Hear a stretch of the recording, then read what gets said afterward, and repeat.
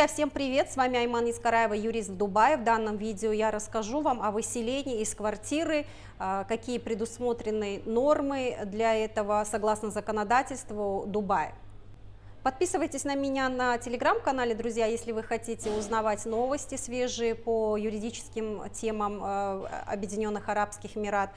Подписывайтесь на меня на YouTube-канале, также я в Инстаграме более активно веду свою работу по просвещению в области законодательных нюансов Объединенных Арабских Эмиратов. Если у вас остались вопросы, пожалуйста, пишите в комментарии, буду рада ответить. Итак, друзья, одна из сложных тем при долгосрочной аренде квартиры, мы сейчас говорим об аренде квартиры, когда вы заключаете, у вас есть иджари, вне зависимости от того, являетесь ли вы лендлордом, то есть арендодателем, либо вы являетесь тенантом, арендатором, по-нашему, вы сталкиваетесь с какими-то спорными вопросами, и в этом случае часто угрожают выселением. В этом видео я расскажу вам об исключительных, исчерпывающих основаниях, когда вас могут выселить или когда вы можете выселить, если вы являетесь арендодателем. Самым главным, самым первым основанием для выселения является неуплата арендных платежей. В этом случае арендодатель обязан письменно предупредить через соблюдение процедур нотариального удостоверения такого юридической такой претензии, через отправку ему официально, через почтовые службы уведомления о том, что необходимо либо заплатить в назначенный срок 30-дневный, либо включается процедура выселения. Когда арендатор сдает недвижимое имущество в субаренду, и об этом стало известно арендодателю, также это является основанием для того, чтобы инициировать процесс выселения. Такая процедура, инициированная для выселения, в этом случае применяется также и к субарендатору, который имеет в последующем право требований к арендатору. Когда арендатор использует недвижимое имущество в незаконных целях, нарушающих общественный порядок или мораль, также арендодатель может инициировать процесс выселения.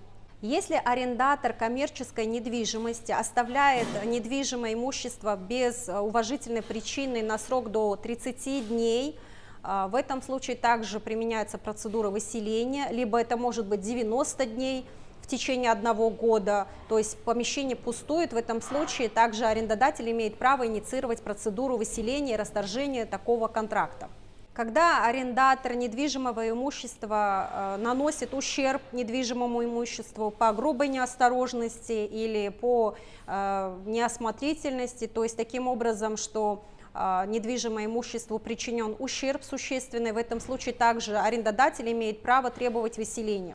Если арендатор использует имущество для целей, отличных от того, на которое оно было арендовано, в этом случае также арендодатель имеет право расторгнуть контракт досрочно и выселить арендатора.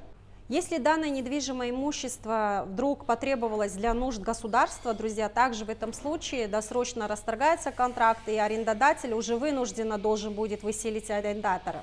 Друзья, во всех этих случаях для выселения требуется соответствующее уведомление, которое должно быть оформлено должным образом. Недостаточно отправить письменное сообщение по e-mail, это должно быть именно соответственным образом напечатанное и нотариально заверенное, в последующем даже через курьерскую службу направленное на адрес, таким образом убедиться, чтобы ваш арендатор его получил. Только после того, как пройдет 30-дневный срок, друзья, арендатор должен быть уведомлен, и после этого только в этом случае арендодатель имеет право возбудить дело в суде специальном, у нас есть специальный суд по таким арендным правоотношениям, и выселение производится в более сложном порядке, недостаточно только уведомления, необходимо будет решение суда на выселение. И вот предварительным основанием является именно наличие такого письменного уведомления.